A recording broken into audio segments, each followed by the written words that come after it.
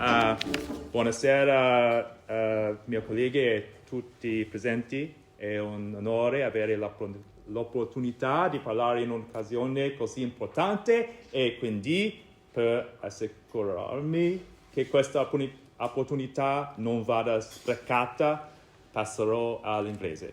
So, yes, speaking Italian is a bit out of my comfort zone. But I wanted to try it at least for a moment because I think that getting out of our comfort zone is very important to what will make Progetto Culturale a successful endeavor.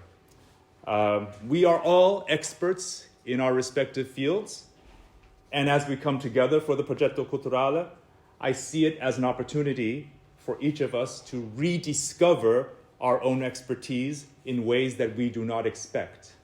Ancora, an opportunity to rediscover our expertise in ways we do not expect. What do I mean by this? Well, I consider myself an expert in the field of video essays and essay films. For the purposes of this evening, I could have come up with dozens of examples of video essays and essay films that I think would be relevant for this occasion. But when my colleague Marco Maggi invited me to talk with you, he had a specific wish for me to present a specific essay film titled It's About Time, Reflections on Urgency, written and directed by the renowned visual theorist and artist Mieke. And when Marco made this proposition, I was startled because I am familiar with Mieke, but I did not know about this video essay. And so once I took the time to research it, I was even more surprised because I realized that this work was produced as part of a program in which I had taken part as a guest lecturer and expert. It was literally right under my nose. It was produced as part of the the essay film studio organized by Kuba Mikurda and Stanislav Ligoczynski at the Lwów Film School in Poland, which is one of the leading film schools in Europe. And it was part of a new initiative at the Lwów Film School called the VN Lab, a massive state-funded initiative at the National Film School in Lwów to ensure the future of Polish cinema and audiovisual production. And so if you look at this menu of initiatives within the VN Lab, you get a glimpse of what they imagine as the cinema of the future. Interactive narratives, live experiences, new forms of perception, 3D, VR, augmented reality, and then at the top you have essay films. Well, it's nice to know that I have a place in the future. It's interesting that the majority of these programs have something to do with technology and developing technical and practical skills for the media workplace of the future, all the stuff that the marketplace recognizes as valuable. So what about the essay film studio? Well, one could argue that it represents the arm of theory, of philosophy, of ideas, that it is not just about building up technical and practical skills, not just even about being able to create media, but how to use these technological and media resources for the advancement of human thinking and expression. In other words, the presence of the essay film studio in this innovative and massive initiative is raising a key question for us. In an increasingly technological world, what role does critical thinking have for images now and for the future? This question, I think, is explored by the work that is the centerpiece of the presentation. It's About Time, Reflections on Urgency, directed by Mieke. It is the first major production to come from the essay film studio at the Lwów Film School, filmed with a Polish cast and crew in Polish dialogue, which is very interesting because Mieke, as far as I know, she speaks many languages, but she does not speak Polish. So this was a bit outside of her comfort zone. In an essay that she wrote reflecting on the making of the film, she gives her motivation for the project and the title as a way to bring together her thoughts about time in relation to history in its interrelation with the present, and as the exclamation mark intimates the urgency to do something. To stage all of these ideas in a cinematic form, the film invokes the mythological figure of Cassandra. And here I feel a bit of imposter syndrome because I'm among my colleagues in the Italian studies who could do a much better job introducing Cassandra than I can. But just for the purposes of this presentation, I'll offer a layman's account of Cassandra, who represented in the classic works of poets such as Virgil and Seneca the Younger and Aeschylus. Cassandra is portrayed as a mad woman who is tormented by visions of the future that she is unable to communicate to those around her, leading to disaster. Using the Cassandra figure to diagnose the crisis of our times, Mieke Ball's film radically reconsiders the Cassandra myth. It takes inspiration from the 1984 novel Cassandra by Christa Wolf, which, unlike the classic tellings of the tale of Cassandra, gives Cassandra's story from her own perspective. So it gives agency for Cassandra to account for her own narrative. And in addition to doing so, this essay film also imagines her not as a mad woman doomed by a curse, but as a brilliant young intellectual possessing extreme sensitivity to the relationship between images and words. She is someone who sees so much and who thinks so much that it exceeds the capacity of normal human expression. So rather than seeing Cassandra as a tragic cursed figure, the film poses her as a kind of tragic heroine, almost someone like you would find in a Marvel superhero movie, possessing qualities of hyper-perception that in turn produce a constant struggle to be able to express what she is thinking and seeing. And perhaps one can relate this state of hyper-perception to the perceptional and cognitive conditions of our times, such as how digital media and digital communication culture have conditioned us to be hyper-aware and hyper-informed. And yet the immensity and the intensity of our information age places us in a perpetual struggle to articulate our understanding to each other and even to ourselves. So with that all in mind, let's now watch a part of the film. The film is 30 minutes long, so it's a bit too long for the format of this evening, but you can actually find it on YouTube by searching for the title and the author. We will watch about a 10-minute extract that can give an idea of what I've been describing just now. In addition to the curse of hyperperception, there is also, I would say, a curse of temporality. As you know, in the classic telling of Cassandra, she has the ability to see into the future, to witness what others have not experienced yet, and she is not able to share her vision with them. But in this essay film, Cassandra fights against this curse of temporality by questioning the very notion of temporality, that past, present, and future are divided. So as we'll see in the beginning of this sequence, there is an intense dialogue staged between the markers of pastness and presentness in which each temporality informs the other.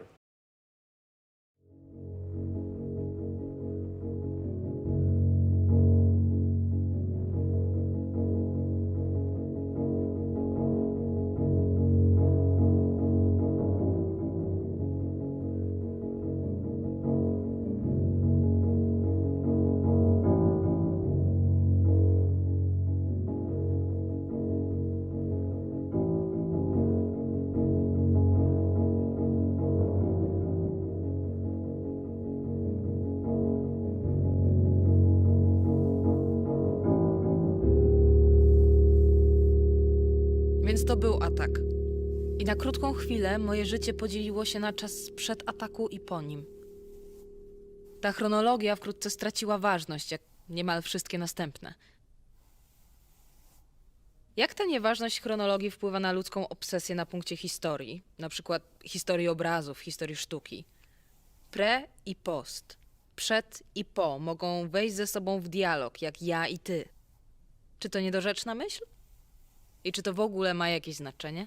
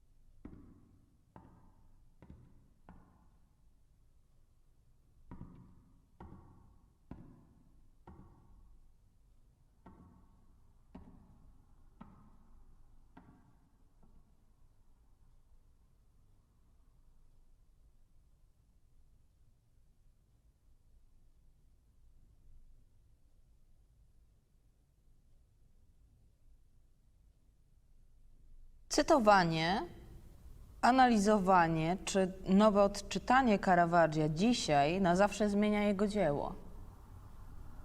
Jak każda forma reprezentacji, sztuka nieuchronnie angażuje się w to, co przyszło przed nią. A to zaangażowanie ma charakter aktywnego przepracowania. To ono uściśla, co i jak postrzega nasze spojrzenie. I dlatego praca wykonana przez obrazy późniejsze unicestwia te dawniejsze w poprzednim kształcie, tworząc nowe wersje starych obrazów w ich miejsce. Przykładem tego procesu jest zaangażowanie współczesnej kultury w przeszłość, która ma doniosłe implikacje dla tego, w jaki sposób wytwarzamy zarówno historię, jak i kulturę w czasach współczesnych. Nie ma co się dziwić, że dostałaś ataku, kiedy Arizby biła cię kijem. Czy robiła to po to, żeby go zniszczyć? Tak jak zrobił to ten artysta z RPA, który neguje istnienie czasu? A może nadawała mu rytm? Z pewnością wiesz, że czas ma o wiele potężniejszą moc, niż by wskazywała na to chronologia. Pewien mądry człowiek napisał o tym, jak trudno mieć przeszłość w pamięci. Przeszłość można uchwycić tylko jako obraz, który w chwili swej rozpoznawalności właśnie rozbłyskuje na wieczne pożegnanie. Ale dlaczego rozpoznanie jest tak ważne? Przecież to właśnie teraz świat zajęty jest niszczeniem samego siebie.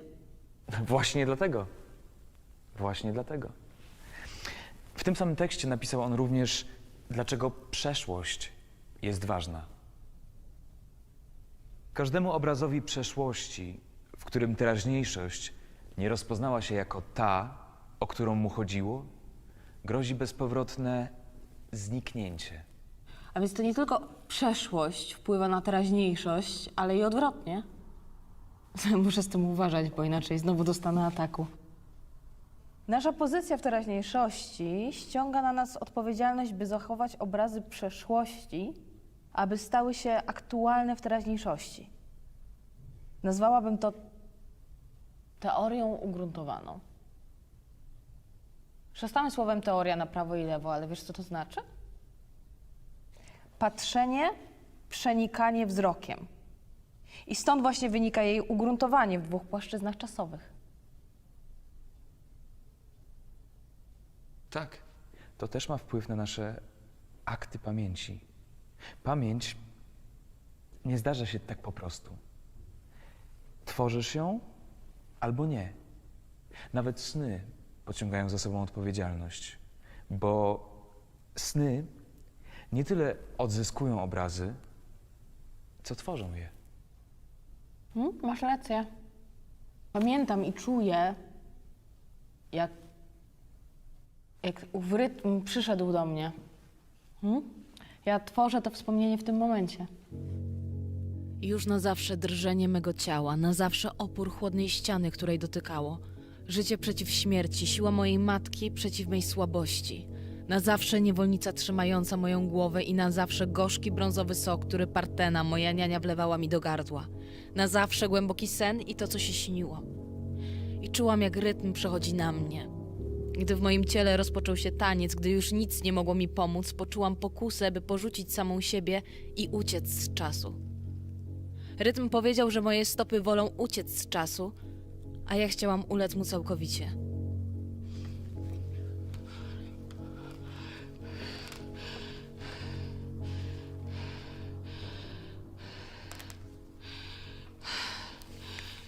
Ale teraz zrozumiałam, co ten mądry mężczyzna miał na myśli.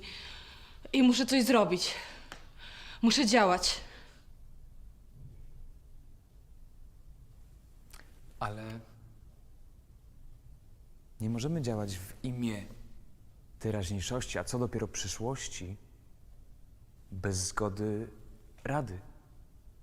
Ludzi, którzy reprezentują lud. To właśnie demokracja. Słaba ta pomoc. Przecież odkąd pamiętam, Rada nie miała czasu na sprawy, które naprawdę się liczą. Co innego artyści i myśliciele, którzy martwią się o przyszłość. Oni go mają. Później właśnie za to nienawidzili mnie najbardziej, że nie uległam ich katastrofalnym, pobożnym życzeniom. To nie urodzenie uczyniło mnie Trojanką. This last part that we just watched reflects on the crises of autocratic nationalism that are occurring throughout the world, while linking them in a sequence of autocratic postures and gestures. And it's interesting to think about this essay film in the context of how it could, in its very own existence, oppose autocratic nationalism. Ball is a Dutch visual theorist who has made several essay films, and she writes and directs an essay film inspired by a 1984 novel originating from a former East German author, which into itself reimagines a classic myth from Greek and Roman times in a script performed by Polish actors in a Polish film studio. So in this way, we can see how the production itself traverses a wide expanse of space as well as time across different historical eras and cultural contexts. And in doing so, it implicitly advocates for an openness, a freedom, mobility, and solidarity connecting across borders. And I would argue that this is what the essay film can enable. This is what Mieke Ball herself states in her essay about the film. She says, I argue that thinking in film, with film as a medium for thought, is what the essay film's foremost vocation is. Going quickly through the sequence that we just saw, we can ask ourselves, what exactly is thinking in film? How is it manifested in this example? From this first image in the sequence where we have images that are juxtaposed against themselves, thinking about this figure who looks in a mirror, but we do not see the image reflected. but instead we see a photograph of this figure's head. So an image of the past that stands for an image of the present, that engages in a dialogue with the image of the present, thinking about how past and present image productions are related. This is also found manifested in this restaging of a famous painting of John the Baptist by Caravaggio, questioning the image through remaking the image, and thinking about how this might relate to each of our respective practices. Even though we may not be engaged in image practices, we are all researchers. And how is our research a way of restaging, reenacting, and representing the objects, the subjects that we're engaging?